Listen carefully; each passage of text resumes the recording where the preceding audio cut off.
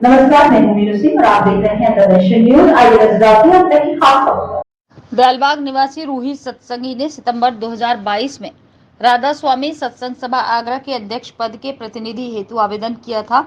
इसी से वर्तमान उक्त सभा का प्रतिनिधि गुस्सा हो गया है, प्रार्थिया को अपना प्रतिद्वंदी मानने लगा है। वो इतना कुंठित हो गया है कि उसने सिक्योरिटी संगत सभा को प्रार्थिया को प्रताड़ित करने हेतु पीछे लगा दिया।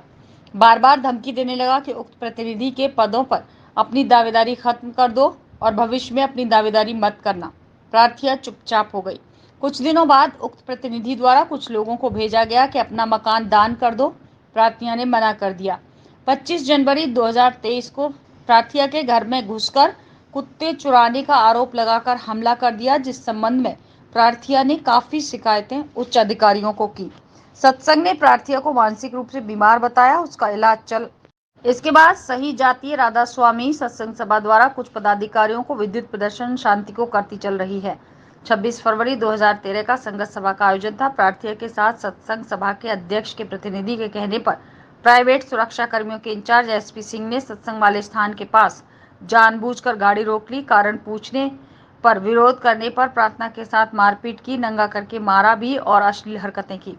शिकायत करने पर खाना नहीं आया। पुलिस ने सत्संग सभा के दौरान 11-20 पर मुकदमा दर्ज कर उसके बाद प्रार्थिया उक्त लोगों के विरुद्ध मुकदमा पंजीकृत करने और अपने विरुद्ध झूठा मुकदमे में निष्पक्ष जांच का प्रार्थना पत्र देने चली जा रही है। एक तरफ थाना न्यू आगरा पुलिस प्रार्थिया को मानसिक रूप से बीमार बताता है तथा इस मानसिक रूप से बीमार अपराधियों पर 1 महीने बाद सभा के दबाव में आकर रिपोर्ट दर्ज की जाती है। प्रार्थना पत्रों को दबाकर सत्संग सभा के पदाधिकारियों को बचा लिया गया।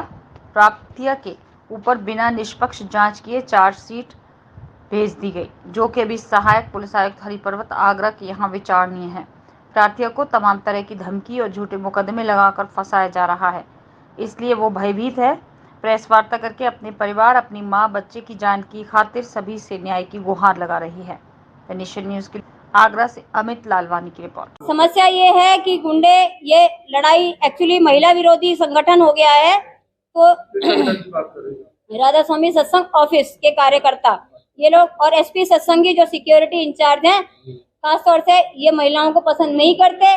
मैंने सभा का इंचार्ज, सभा की सबसे बड़ी पोस्ट है हमारी, उसके लिए पोस्ट के लिए मैंने भर दिया फॉर्म। इन्हें अच्छा नहीं लगा, मारा पीटी करी गई, मेरा हत्या का प्रयास किया गया, क्योंकि मेरे चुप रहने की आदत नहीं है, बर्दाश्त करने की। मैं अन्याय बर्दाश्त नहीं कर सकती, मेरी सबसे बड़ी दिक्कत है। मैं पुलिस प्रशासन से कहती हूँ, इतनी बड़ी आप इतने बड़े मतलब वजह क्या रही, क्यों मारा पीटा गया, क्यों? सर देखिए, वजह ईगो से शुरू हुई थी, फिर धीरे धीरे ये मकान पे आ गए। इन्होंने ठान लिया है कि ये मुझे खत्म करके रहेंगे। इन्होंने मेरी आमदनी खत्म कर दी। गुरुजी द्वारा सेवा दी गई थी मुझे प्रसाद बांटने का खेत में, वो इन्होंने उठा के 50,000 का सामान फेंक दिया। गुरुजी ने इनको अप्रूवल लेटर मेरा बनाने के लिए कहा है, ये नहीं बना रहे, साफ मना कर दिया। ये टोटल अपनी मनमर्जी करते हैं, गुरु विरोधी संगठन और महिला विरोधी संगठन। गुरुजी से ये मिलने नहीं देते, हमारी रजिस्ट्री गेट से वापस कर देते हैं गुरुजी की रजिस्ट्रियां। प्रशासन क्या कर रहा है? पुलिस प्रशासन से आप? पुलिस प्रशासन बिल्कुल वैसे ही खेल खेल रही है जैसे ये सत्संग के गुंडे खेलते हैं।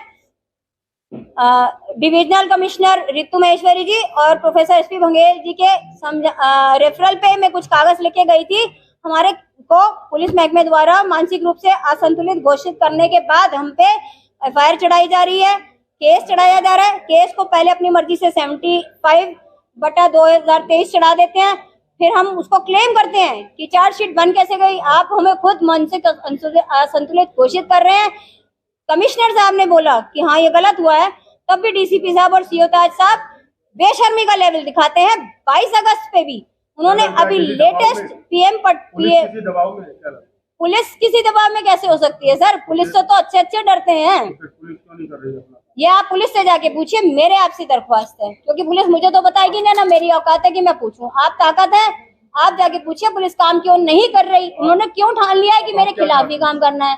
अब ये पीएम पोर्टल पे नया केस बना दिया, इनको पुरस्कार मिलना चाहिए। इन्होंने केस ऐसा पीओ अभी 22 अगस्त चलाया है पीएमओ पोर्टल पे, जिसकी एफआईआर आज तक हुई नहीं। एफआईआर मेरे खिलाफ चल रही थी 26 फरवरी की, ये 27 फरवरी डेट कहाँ से आ गई? अचानक से पूरा केस बदल कैसे गया पीएमओ पोर्टल पे? मैं न्याय चाहती हूँ सर।